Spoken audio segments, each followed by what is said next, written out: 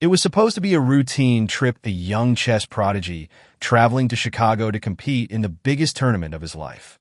For Marcus Johnson, 16 years old and filled with determination, this was his chance to prove himself and secure a future he and his hard-working mother had dreamed of.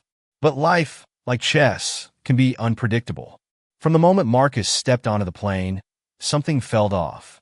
A tense interaction with a flight attendant spiraled into an act of injustice that left him humiliated and stranded.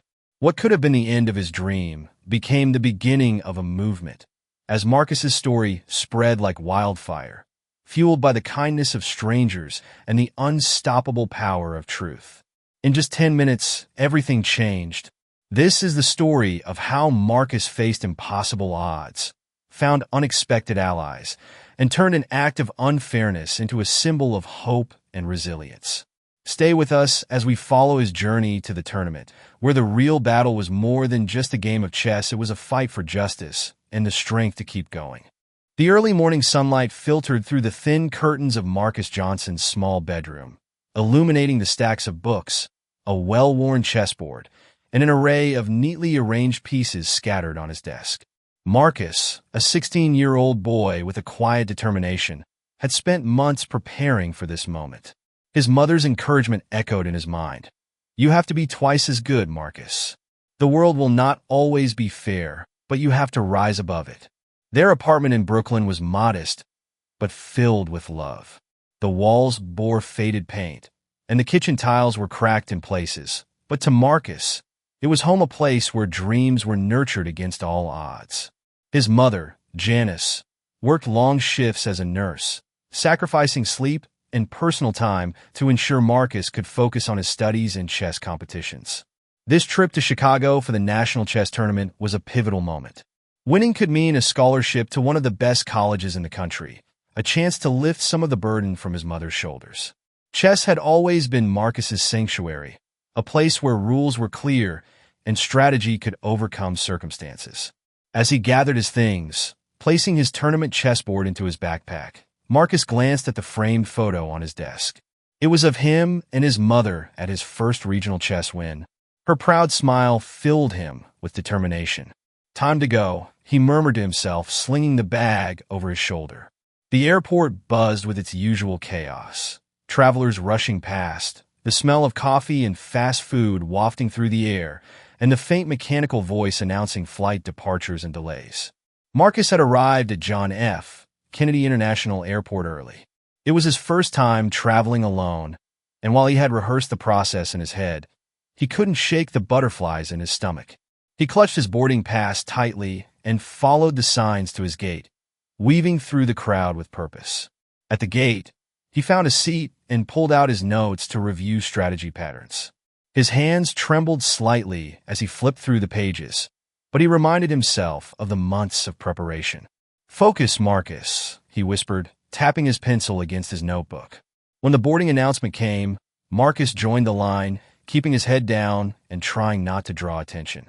As he stepped onto the plane, a flight attendant with a stern expression seemed to fix her gaze on him. She was a middle-aged woman with tightly pulled-back hair and a crisp uniform. Marcus offered a polite smile, but her eyes lingered, scrutinizing him in a way that made him uncomfortable. "Good morning," he said softly. She nodded curtly, but said nothing, her eyes narrowing as he passed by. Marcus found his seat in the aisle and carefully placed his chessboard under the seat in front of him. The seat next to him was empty, and he felt a glimmer of hope. Perhaps he could use the extra space to spread out his notes. As passengers continued to board, Marcus noticed the flight attendant still glancing in his direction. Her expression seemed colder now, almost distrustful. He tried to brush it off, but the unease settled in his chest like a heavy weight. After everyone was seated and the overhead bins were closed, Marcus decided to ask if he could move to the empty seat beside him. He pressed the call button, and the same flight attendant approached. "Excuse me," Marcus said politely, gesturing to the empty seat. "May I sit here? It would help me study for my tournament." Her eyes narrowed further, and she crossed her arms. "That seat is not available for you," she said bluntly.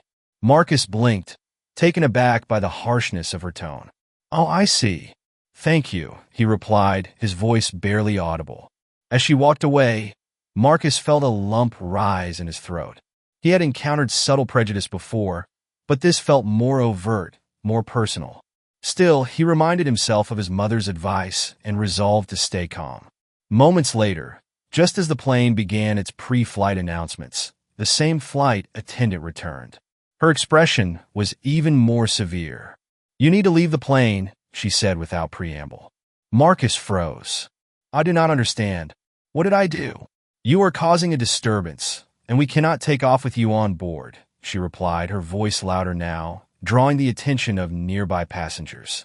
A wave of embarrassment washed over Marcus as all eyes turned toward him. "I am just sitting here," he said, his voice cracking. "You can leave voluntarily, or we will have security escort you out," she said coldly. Marcus felt his face burn. With no other option, he gathered his belongings, avoiding the stares of the other passengers, and walked off the plane. The humiliation was unbearable. As he stepped back into the terminal, the buzzing energy of the airport seemed to mock him. Sitting on a cold metal bench near the gate, Marcus's hands shook as he clutched his phone. His mind raced with questions. Why had this happened? What had he done wrong? The dream he had worked so hard for now seemed impossibly far away. The thought of calling his mother crossed his mind, but he did not want to worry her. Instead, he opened his phone's notes app and began typing, pouring out his feelings and recounting what had just happened. "Just got kicked off a flight at JFK for no reason," he wrote. "I asked to switch seats to study for my chess tournament, and the flight attendant said I was causing a disturbance. This is not fair. This is not right." He stared at the words for a long moment, debating whether to post them on social media. Would anyone care? Would anyone believe him? His mother's voice echoed in his mind again. "Speak your truth, Marcus. Even when it feels like no one is listening, someone will hear you." With a deep breath, he hit post. The first few minutes were quiet, the post receiving only a handful of likes and comments. But then something shifted. Notifications began flooding in likes, shares, retweets. Strangers were responding with messages of support. Some were outraged, demanding answers from the airline. Others shared their own stories of discrimination, creating a chorus of solidarity. For the first time since leaving the plane, Marcus felt a spark of hope. Maybe, just maybe, this was not the end. Marcus sat on the cold bench in the terminal, his heart pounding as his phone buzzed relentlessly with notifications. At first, he thought it was just sympathy from a few strangers. But as he scrolled through the growing number of comments and retweets, Marcus realized something bigger was happening. "Unbelievable," one user wrote. "This kind of discrimination still exists? Justice for Marcus." Another chimed in, "This is why we need accountability in every industry. We stand with you, Marcus." The hashtag Justice for Marcus had started a trend locally. People were tagging the airline, demanding answers, and amplifying his voice in ways Marcus never thought possible. As he watched the numbers climb, Marcus felt a mixture of disbelief and hope. He had started the post as a way to vent his frustration, never expecting it to gain traction so quickly.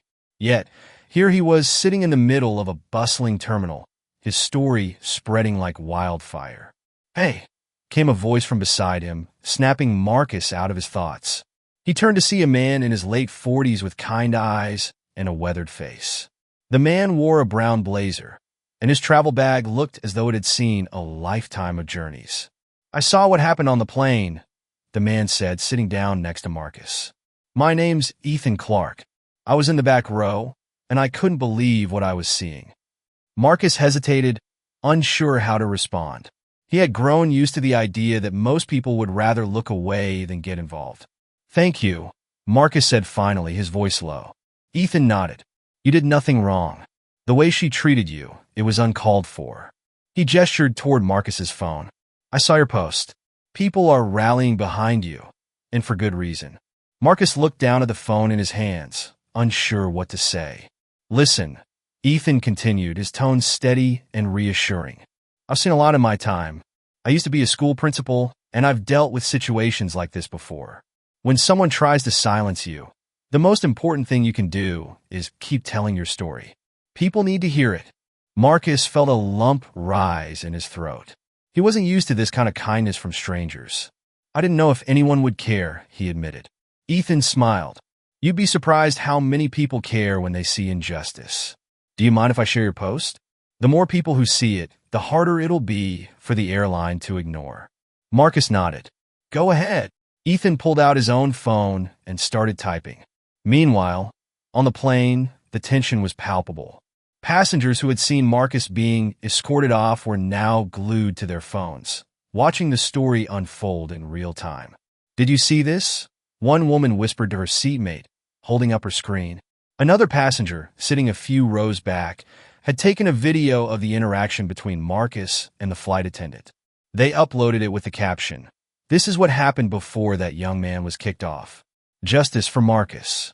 Within minutes, the video was circulating widely, adding fuel to the growing outrage. The flight crew noticed the murmurs and the anxious glances exchanged between passengers. The flight attendant who had confronted Marcus was now visibly uneasy, her stiff demeanor cracking under the weight of the scrutiny. Why was he kicked off? One passenger asked aloud. The crew's standard response about safety protocols no longer seemed to satisfy anyone. Back in the terminal, Marcus's phone buzzed with a call. He didn't recognize the number, but answered anyway. Hello, Marcus. My name is Sarah Mitchell. I'm a reporter with the New York Tribune, the voice said. I just came across your story, and I wanted to reach out. Marcus's stomach tightened. A reporter? He wasn't sure if he was ready for this. I'm sorry this happened to you, Sarah continued. I've been covering issues of discrimination for years, and your story is one that needs to be told. Would you be open to an interview? Marcus hesitated. I don't know. I just want to get to Chicago for my tournament. I understand, Sarah said gently. But your experience could help others. Let me know if you change your mind. In the meantime, I'll keep following what's happening. She gave him her contact information before hanging up.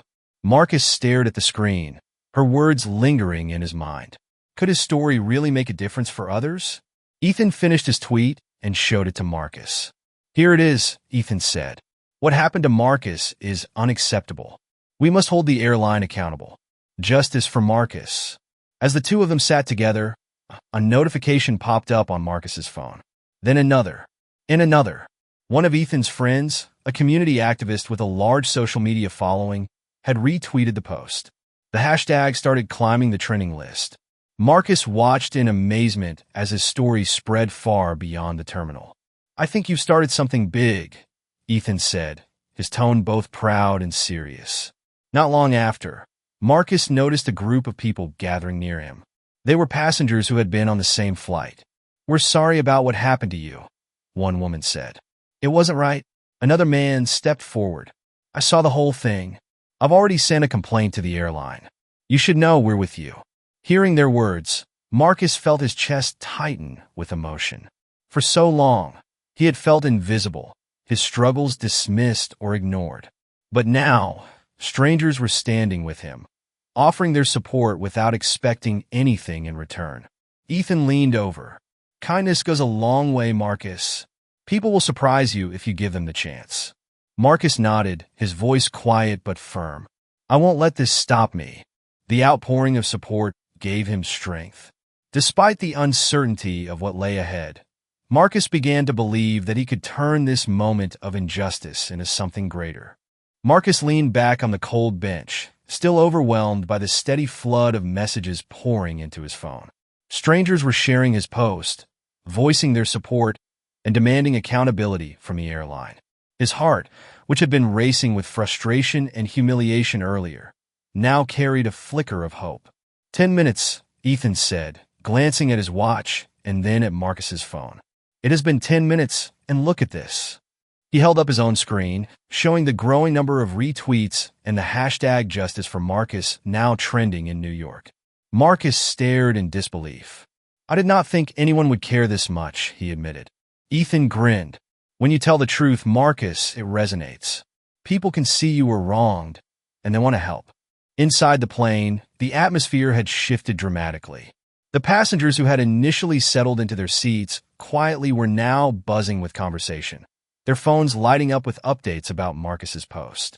Look at this video, a passenger whispered to her seatmate, pointing to her screen. It showed Marcus politely speaking to the flight attendant and her harsh response. The caption read, "This is the disturbance they kicked him off for? Really?" Another passenger chimed in, "I was sitting right there. He was nothing but polite. This is ridiculous." As the murmurs grew louder, the flight crew grew visibly uneasy. The stern-faced flight attendant who had confronted Marcus was now pacing the aisle, her earlier confidence waning under the weight of the passengers' questioning glances. "Why was he kicked off?" a man in row 5 asked aloud, his voice carrying above the chatter. "Sir, we followed standard safety protocols," one of the crew members replied. "That is not an answer," the man shot back. The tension on the plane reached a boiling point. Back in the terminal, Marcus's phone vibrated with a notification that made his breath catch. A high-profile activist, someone Marcus had seen on TV advocating for justice, had retweeted his story with a fiery caption. "This young man deserves better. Racism in the air? We will not stand for it. Justice for Marcus." Marcus blinked at the screen. "Ethan, look at this." Ethan peered over his shoulder, eyebrows raising. Now that is big. This is about to take off even more. The likes, comments, and retweets began climbing at an astonishing rate. People were tagging the airline in droves, demanding an explanation. Marcus's phone buzzed nonstop, and for the first time, he felt like his voice mattered. "I can't believe this is happening," Marcus said, his voice a mix of awe and disbelief. Ethan placed a hand on his shoulder. "You've got people behind you now, Marcus. Keep that head up. You're not alone." Minutes later, a small group of passengers who had been on Marcus's flight approached him in the terminal. "We are so sorry for what happened to you," one woman said, her tone heavy with sincerity. "You didn't deserve that." Another man nodded. "It was wrong, plain and simple. I've already filed a complaint with the airline. They need to be held accountable." Hearing their words, Marcus felt a warmth spreading through him.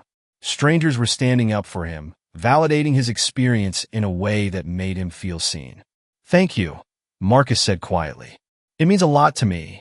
Ethan stepped forward, addressing the group. The more voices speaking out, the harder it'll be for them to brush this under the rug. "Let's keep the pressure on." The passengers agreed, some taking to their phones to share their own accounts of what had happened on the plane. At the same time, the airline's social media team was scrambling to contain the rapidly spiraling situation. The volume of tweets and comments tagging them was overwhelming. News outlets were picking up the story, reporters were calling for statements, and the hashtag Justice for Marcus had spread beyond New York, reaching national attention. In the terminal, Marcus's phone rang again. It was Sarah Mitchell, the journalist who had called him earlier. "Marcus, your story is everywhere now," she said. "It's gaining national traction. This is the kind of exposure that forces companies to act. How are you feeling?" "Honestly, I'm still trying to process it all," Marcus admitted. "I just want to get to Chicago for my tournament." "And you will," Sarah assured him. "But you've already accomplished something bigger. Keep standing tall, Marcus. People are rooting for you." Her words resonated with him. Maybe his experience wasn't just about him anymore. Maybe it was about something larger, something that could help others who had faced similar injustices. Just then, Marcus noticed a man in a navy suit walking briskly toward him. The man's expression was tight, a mix of urgency and discomfort. "Mr. Johnson?" the man asked, stopping a few feet away. "Yes," Marcus replied, standing up. "I'm David Grant, a representative from the airline. I want to personally apologize for what happened to you. It was unacceptable, and we are committed to addressing it." Marcus crossed his arms, his voice steady despite the emotions swirling inside him. "This isn't just about me. People like that flight attendant shouldn't have the power to treat anyone like this." David nodded, clearly uneasy under Marcus's gaze. "You're absolutely right. We're conducting a full investigation, and the flight attendant has been suspended pending review. We'd like to offer you a seat on the next flight to Chicago, all expenses covered." Ethan, standing beside Marcus, spoke up. "And what about a public apology? What about ensuring this doesn't happen to someone else?" David hesitated. "We're preparing a public statement as we speak. I assure you, we're taking this very seriously." Marcus looked at Ethan, who gave him a small nod of encouragement. Turning back to David, Marcus said, "I'll accept the flight, but this isn't over. I want to see real changes, not just apologies. David swallowed hard. Understood. I'll make sure your concerns are heard. As David walked away, Marcus let out a breath he hadn't realized he was holding. You handled that well, Ethan said. Marcus nodded, the weight on his chest feeling slightly lighter. It's not just about me anymore. People are counting on me to keep pushing. Ethan smiled. That's the spirit, Marcus. You're turning this into something bigger than anyone expected. As Marcus sat down to wait for his new flight, he realized that the events of the past 10 minutes had already changed him. What started as a moment of injustice was quickly becoming a rallying cry for fairness and accountability. And for the first time, he felt like he was part of something greater than himself. As Marcus waited for his new flight, he leaned back in the cold, hard terminal chair, staring at his phone screen as the notifications continued to pour in. Messages of encouragement and support came from every corner of the internet. You are brave, Marcus, one person commented. Don't let them get away with this. Another message read, I've been through similar situations. Thank you for speaking up. You're inspiring more people than you know. Marcus felt a strange mixture of pride and disbelief. Just hours ago, he had been a quiet kid trying to focus on his chess tournament.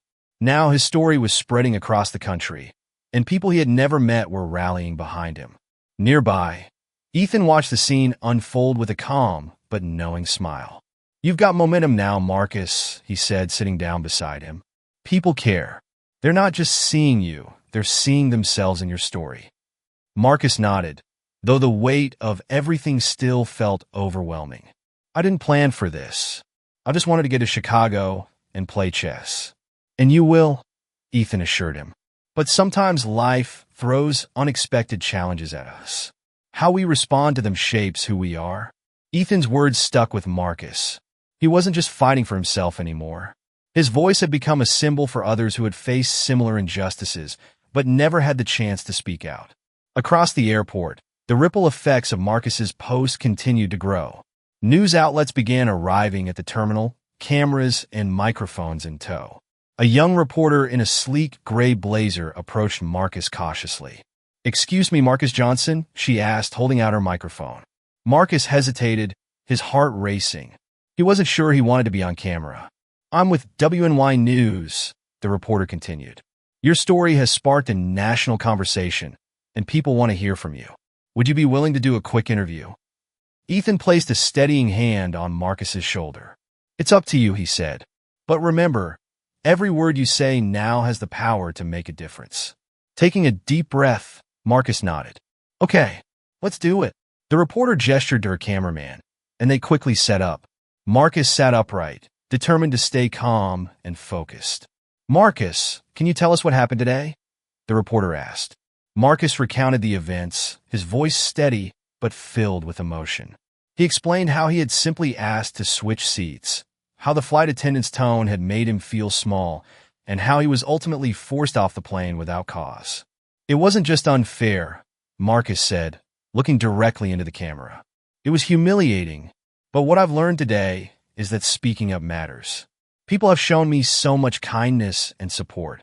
This isn't just about me anymore, it's about everyone who's ever been treated unfairly and didn't have the chance to fight back. The reporter nodded, visibly moved by his words. Thank you, Marcus. Your courage is inspiring.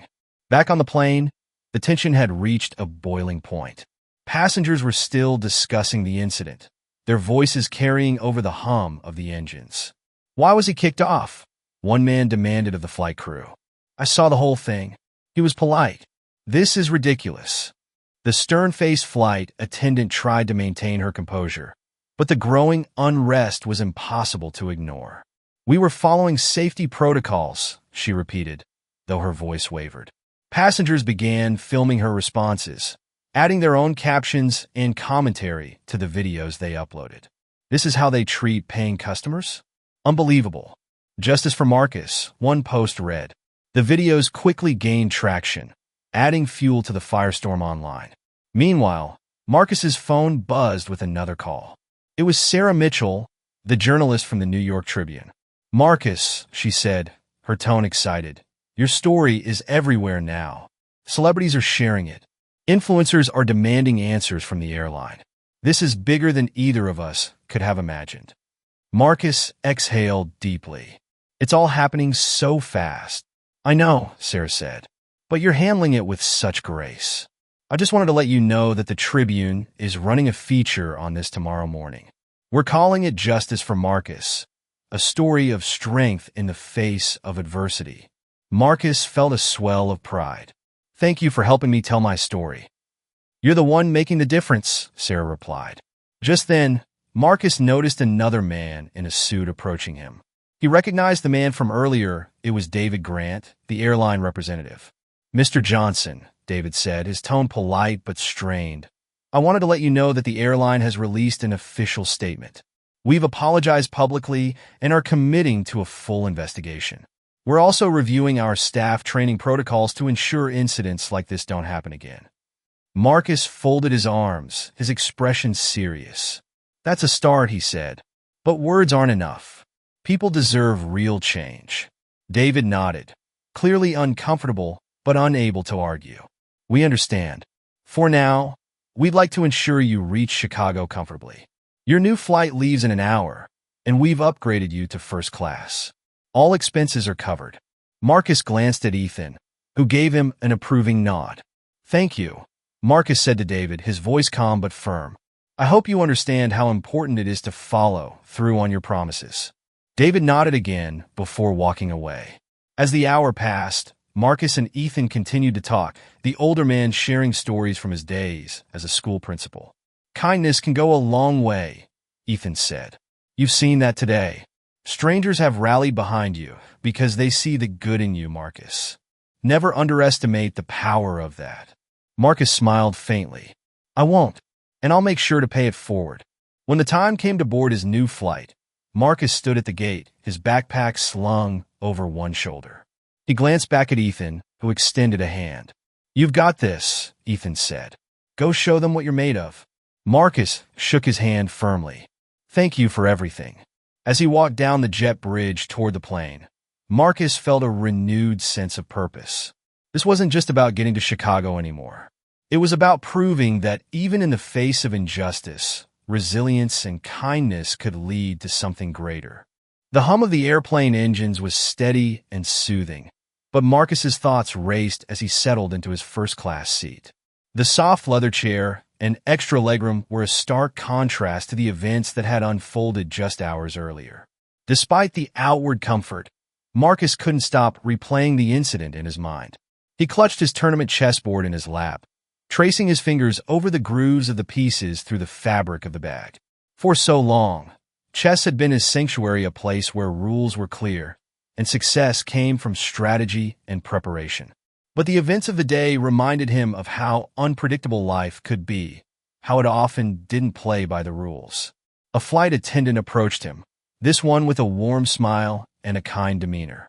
Can I get you something to drink? She asked. Just water, please, Marcus replied, his voice quiet. She nodded and returned moments later with a glass of water and a small packet of pretzels. If you need anything else, just let me know, she said kindly. Thank you, Marcus said, forcing a polite smile. As the plane ascended, Marcus stared out the window, the sprawling city of New York shrinking below him. This tournament in Chicago had always felt like the pinnacle of his journey, a chance to prove himself and secure a better future. But now, it seemed like just one piece of a much larger board. When the plane landed in Chicago, Marcus felt a mix of relief and anticipation. He stepped off the jet bridge and into the bustling terminal, pulling his phone out of his pocket to check the time. He was cutting it close. The tournament's opening ceremony was just a few hours away, and he still had to get to his hotel and check in. Marcus Johnson? A voice called out, breaking through the crowd's noise. Marcus turned to see a man in his 30s holding a sign with his name. The man had a friendly face and wore a black polo shirt with the airline's logo. I'm here to take you to your hotel, the man said. Compliments of the airline. Marcus hesitated for a moment, then nodded. Thanks, he said, following the man to a sleek black sedan parked just outside the terminal. As the car weaved through Chicago's traffic, Marcus stared out the window at the towering skyscrapers and bustling streets.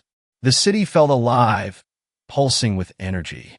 The car pulled up to a modest but clean hotel a short drive from the tournament venue.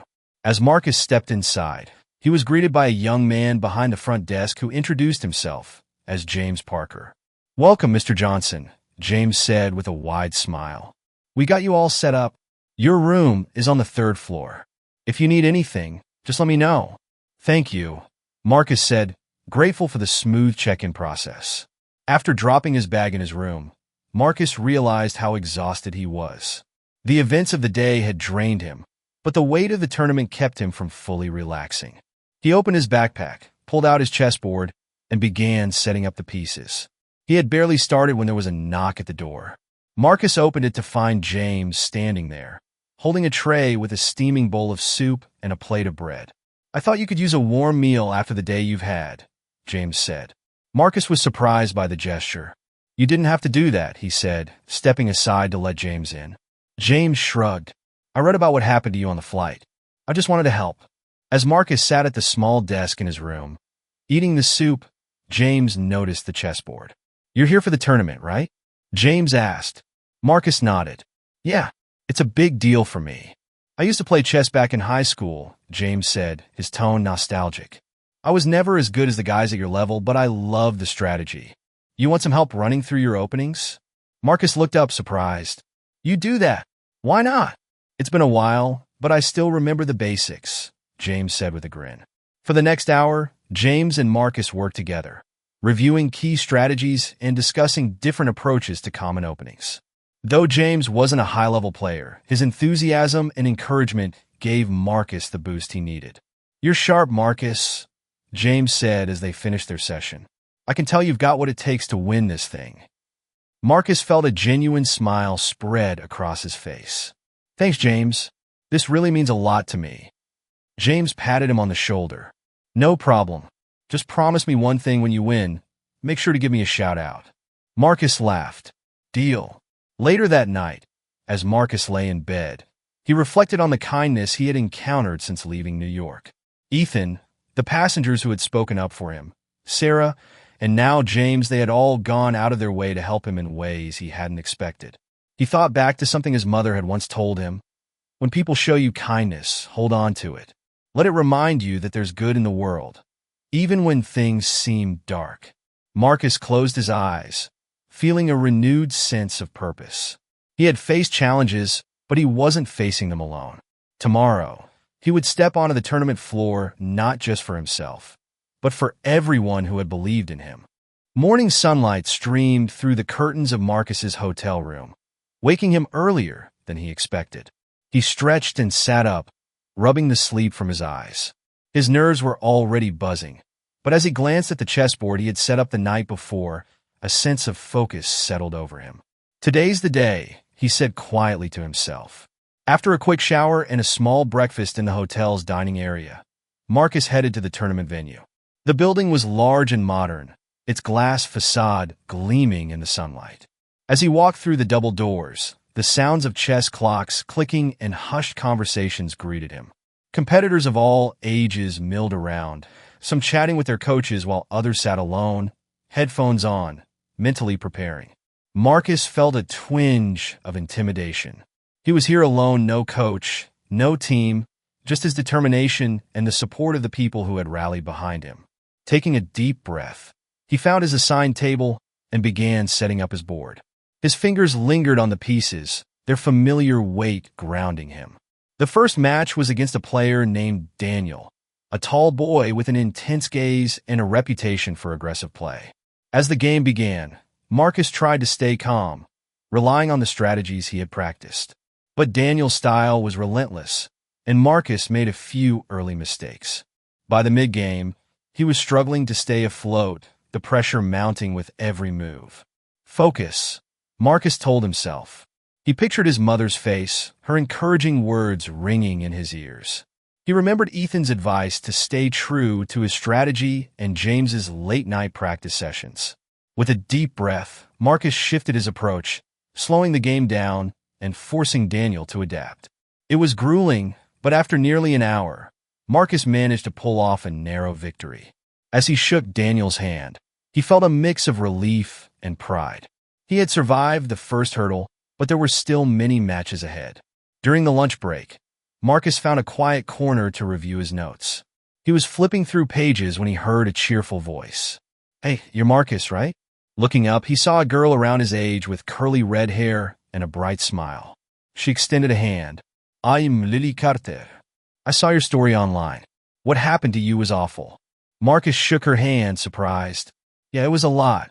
But I'm here now." "I'm glad," Lily said, sitting down across from him. "It takes guts to keep going after something like that." Lily explained that she was competing in the tournament too, though she didn't expect to make it past the early rounds. "I just love the game," she said with a shrug. "Winning would be great, but for me, it's about learning and growing." Her words struck a chord with Marcus. He had been so focused on winning that he had almost forgotten why he loved chess in the first place. "Thanks, Lily," he said. "I think I needed to hear that." She grinned. "Anytime.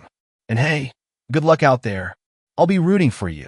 The next few matches were tough, but Marcus felt more confident with each round. He faced opponents with diverse strategies, some methodical, others unpredictable, but he adapted, drawing on everything he had learned. Between rounds, he checked his phone and saw an endless stream of notifications. Messages of support continued to pour in, and news outlets were still covering his story. One message stood out. "Marcus, you've inspired so many of us. Keep fighting, both on and off the board. We believe in you." Marcus smiled, the words giving him a renewed sense of purpose. By the end of the day, Marcus had secured a spot in the quarterfinals. Exhausted but exhilarated, he returned to the hotel. As he stepped into the lobby, James greeted him with a grin. "How'd it goes?" James asked. "I made it to the quarterfinals," Marcus said, his voice tinged with disbelief.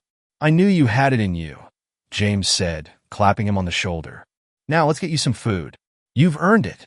Over dinner, Marcus shared details of his matches with James, who listened intently, offering encouragement and advice.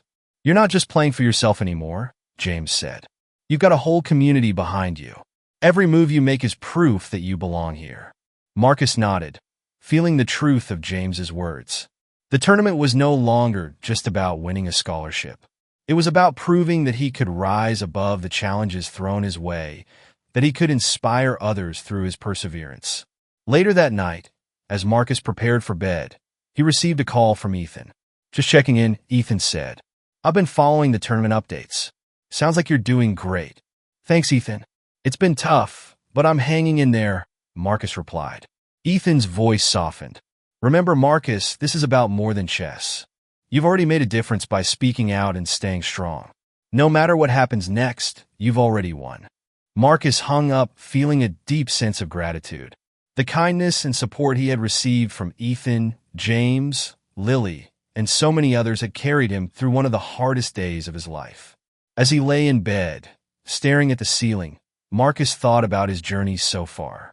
He knew the road ahead would be challenging, but he also knew he wasn't walking it alone. Tomorrow would bring new opponents and new tests, but Marcus was ready. Morning came swiftly, the Chicago sun peeking through the curtains of Marcus's hotel room. He sat on the edge of the bed, staring at the chessboard he had left set up the night before. Each piece seemed to hold the weight of everything he had endured to get here. Today were the quarterfinals, a step closer to his ultimate goal, but also a new test of his resolve. As he prepared to leave for the venue, Marcus received a text from Ethan. "Keep your head high. You're already winning." Marcus smiled, the words settling over him like a comforting shield. He grabbed his backpack and headed out, determination etched into every step he took. The tournament hall was abuzz with energy as spectators and competitors filed in. The crowd had grown larger since the previous day, and Marcus couldn't shake the feeling that more eyes were on him. He overheard whispers as he passed. "That's him, the kid from the flight story. I heard he's been dominating so far." Marcus tried to block out the noise, but it was difficult. He reminded himself of Ethan's advice to focus on what mattered, the game. At his assigned table, Marcus was greeted by his next opponent, a stocky boy named Javier, who extended a hand. "Good luck, man," Javier said with a grin. "Thanks," Marcus replied, shaking his hand. The clock was set, and the match began. Javier's playstyle was bold and unorthodox, throwing Marcus off balance in the opening moves.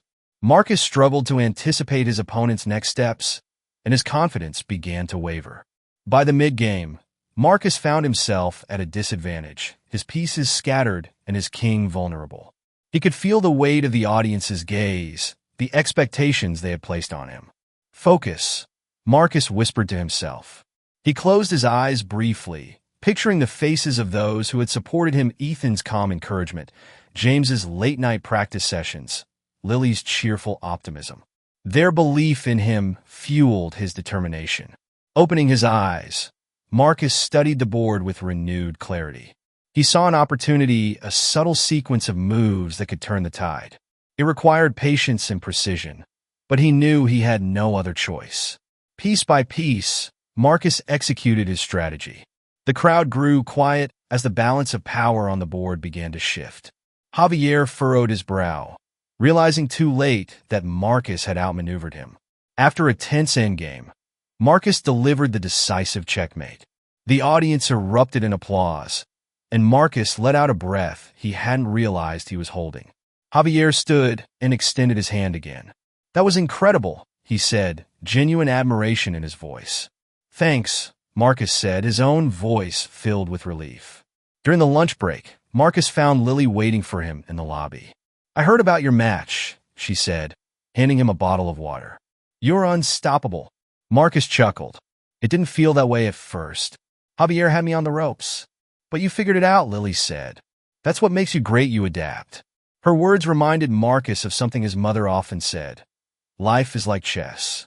You can't always control the board, but you can control how you respond. "Thanks, Lily," Marcus said. "I think I needed that reminder." She smiled. "Now go get ready for the semifinals. I'll be cheering for you." The semifinal match was against an older competitor named Richard, who was known for his methodical, almost robotic style of play. Marcus braced himself for a grueling battle. From the start, Richard's moves were precise and calculated, forcing Marcus into a defensive position. The clock ticked relentlessly, each second adding to the mounting pressure. But Marcus stayed calm, drawing on everything he had learned. He analyzed Richard's patterns, searching for weaknesses. Slowly but surely, he began to build a counterattack. The match stretched on for nearly 2 hours, the tension in the room palpable. Finally, Marcus spotted his opportunity, a tactical sacrifice that would open a path to victory. He made the bold move, and the crowd gasped. Richard hesitated, his confidence shaken. A few moves later, Marcus secured the win. As he shook Richard's hand, Marcus felt a wave of exhaustion wash over him.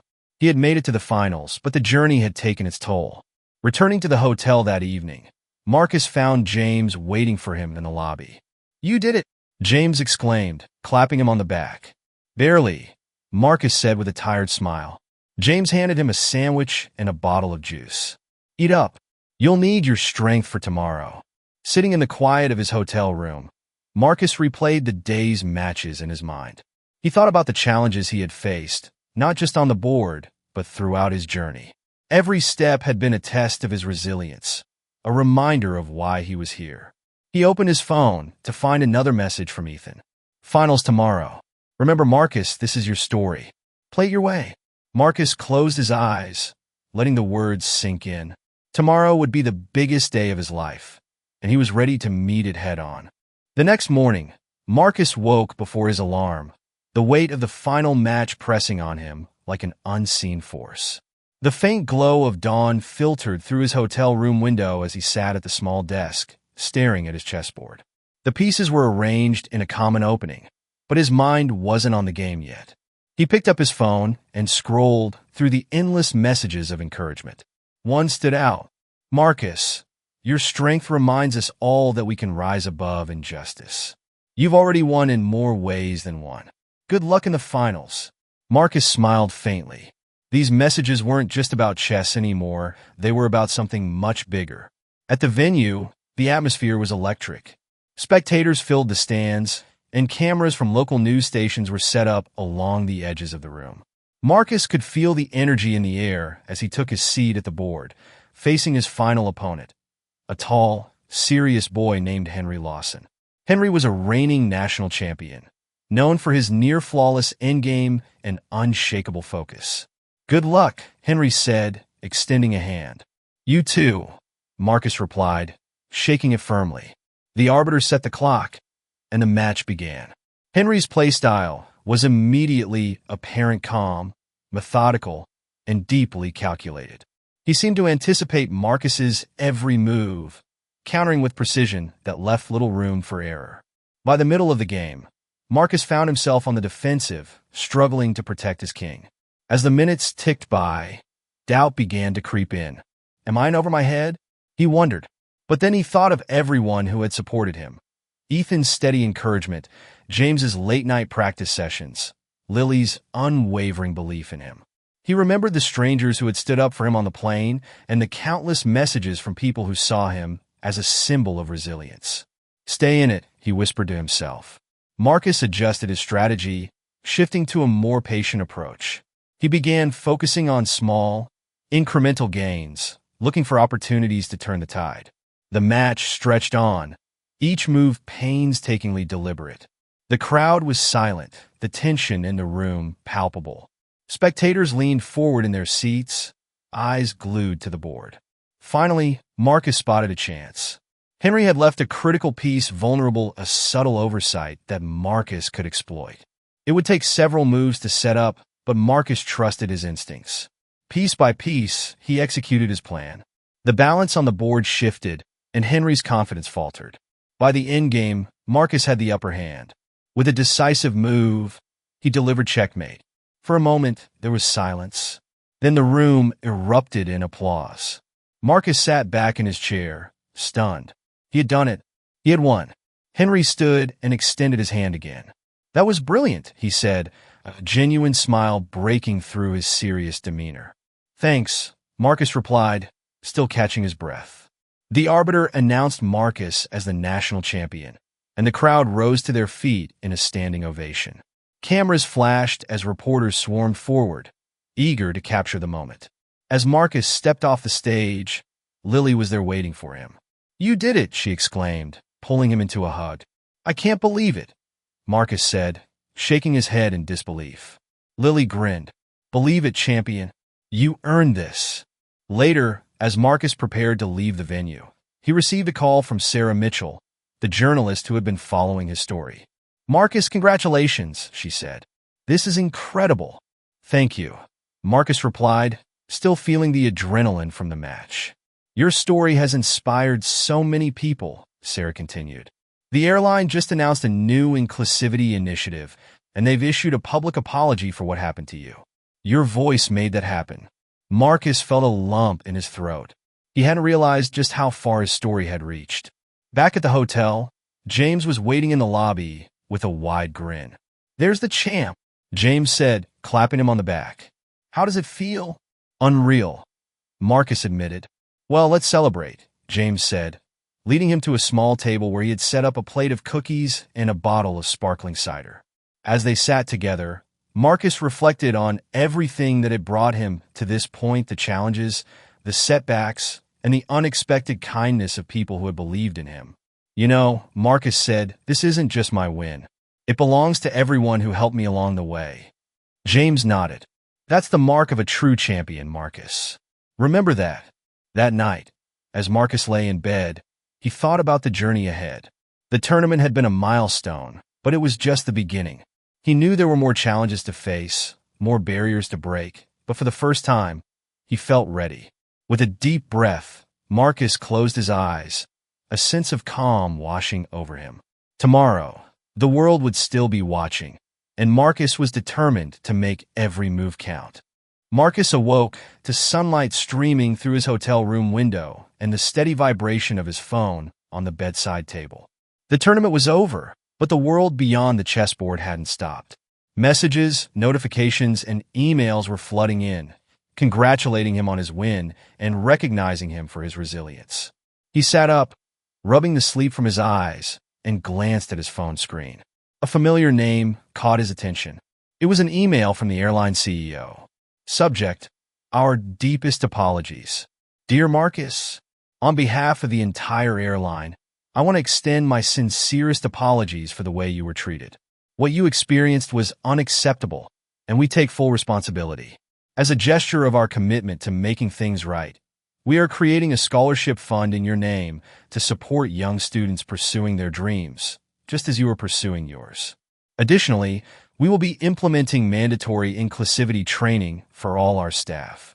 We are deeply inspired by your strength and grace. Please know that your voice has made a difference.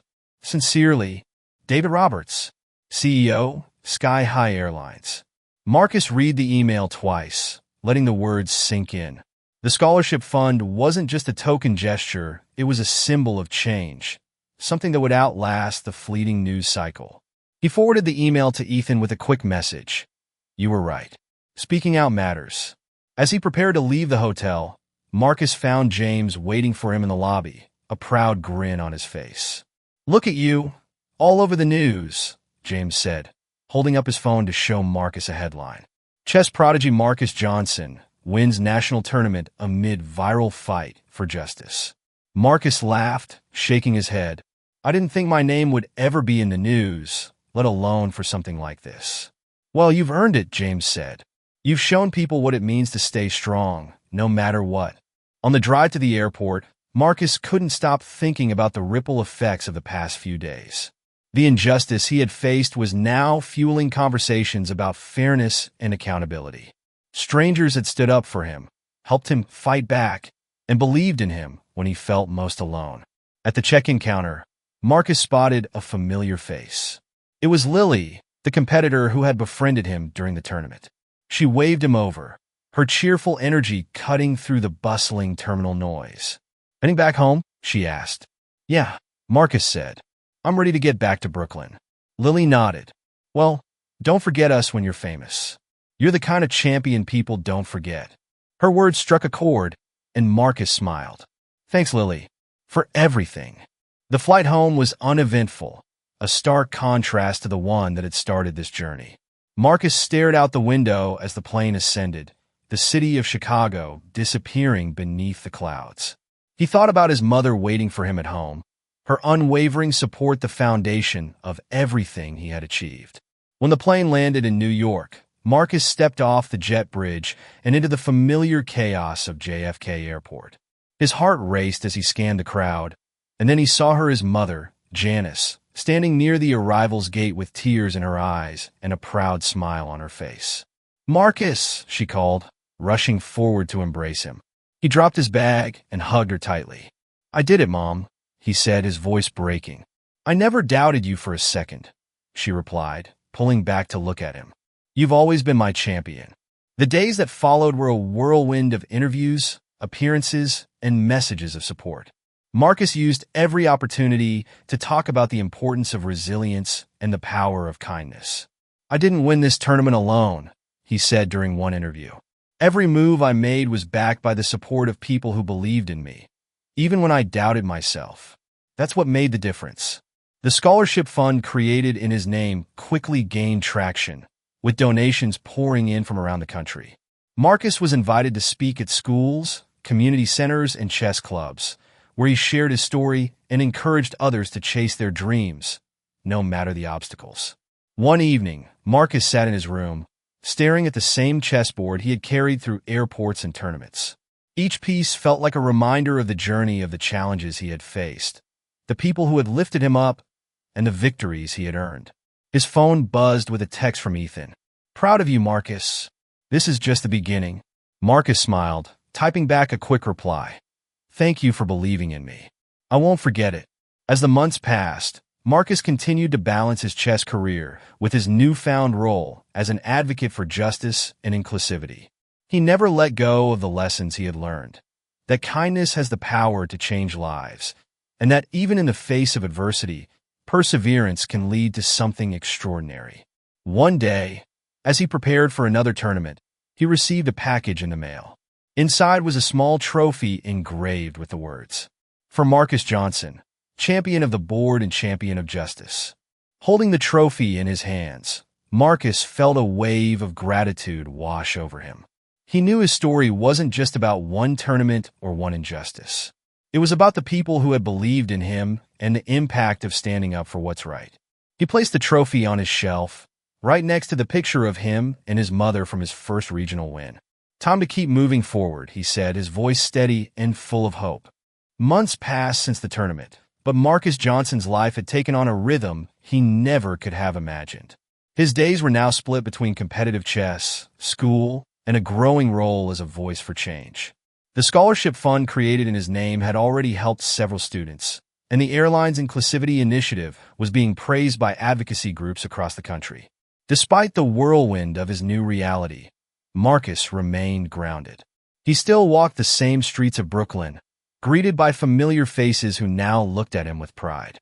"You're making us proud, kid," said Mrs. Alvarez, the owner of the corner store, as he stopped in to grab a snack one afternoon. "Thanks, Mrs. Alvarez," Marcus replied with a shy smile. "Just trying to do my best." One evening, Marcus attended an event hosted by the local community center. It was a chess workshop for young players, and Marcus had been invited to share his story and mentor the kids. As he walked into the center, the excited chatter of children greeted him. Tables were lined with chessboards, and kids of all ages sat eagerly, some practicing their openings, others furiously debating strategies. "Marcus, over here!" James Parker called, waving him over. Since leaving Chicago, James had stayed in touch, becoming a steadfast mentor and friend. He had even volunteered to help organize the event. "You ready to inspire the next generation?" James asked with a grin. "I'll try," Marcus said, a hint of nervousness in his voice. Marcus began his talk by sharing his journey from the cramped apartment in Brooklyn to the National Chess Championship. He spoke about the challenges he had faced, not just on the board but in life, how he had been unfairly treated, and how the kindness of strangers had helped him find his strength.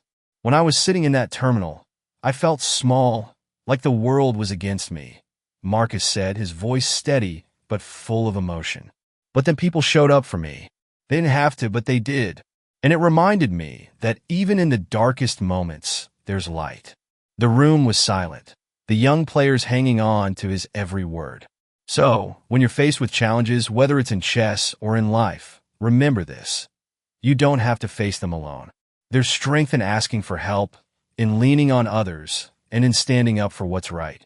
After the talk, Marcus moved through the room, sitting with the kids and analyzing their games. One boy, about 10 years old with a nervous demeanor, caught his attention. The boy's board was a mess, his pieces scattered in a losing position. "Hey, what's your name?" Marcus asked, sitting down beside him. "Eric," the boy mumbled, not meeting Marcus's eyes. "You're playing black, right?" Marcus said, studying the board. Eric nodded. "Okay, let's see what we can do." Over the next few minutes, Marcus walked Eric through a sequence of moves to salvage the game. As the position improved, Eric's face lit up with excitement. "I didn't think I could come back from this," Eric said, his voice filled with wonder. Marcus smiled. "Sometimes the toughest positions teach us the most. You've got this." As the night wound down, Marcus sat back and watched the room, a deep sense of fulfillment washing over him. These kids were just starting their journeys, but he could see the same spark in their eyes that had driven him. James joined him, handing him a cup of coffee. "You've got a gift, Marcus," James said. "It's not just your talent for chess. It's the way you make people believe in themselves." Marcus sipped his coffee, his gaze distant. "I'm just paying it forward. So many people believed in me when I couldn't see it for myself. It's the least I can do." Later that night, as Marcus walked home, he reflected on how far he had come. The injustice he faced on that flight had felt like the end of his dream, but it had become the beginning of something greater. He thought of Ethan, Sarah, Lily, and James. Each of them had played a part in helping him find his voice. Their kindness had shown him that no matter how unfair life could be, there was always a way forward. Back in his room, Marcus placed his national championship trophy next to the scholarship award he had received in Chicago. He opened his chessboard and began setting up the pieces, preparing for his next challenge. His phone buzzed with a notification. It was an email from a young girl in California who had watched one of his interviews. "Hi, Marcus," the email read. "I just wanted to say thank you. I'm new to chess, and seeing your story made me believe I can do anything. You're my hero." Marcus's heart swelled.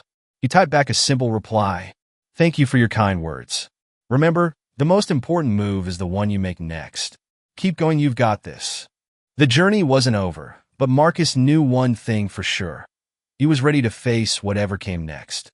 Not just for himself, but for everyone who looked to him as proof that resilience, kindness, and hope could truly change the game.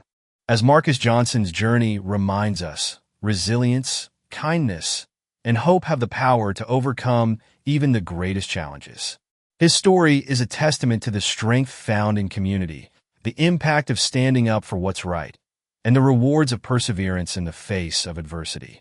If you've been inspired by Marcus's journey and want to hear more stories of triumph, justice, and personal growth, don't forget to subscribe to our channel.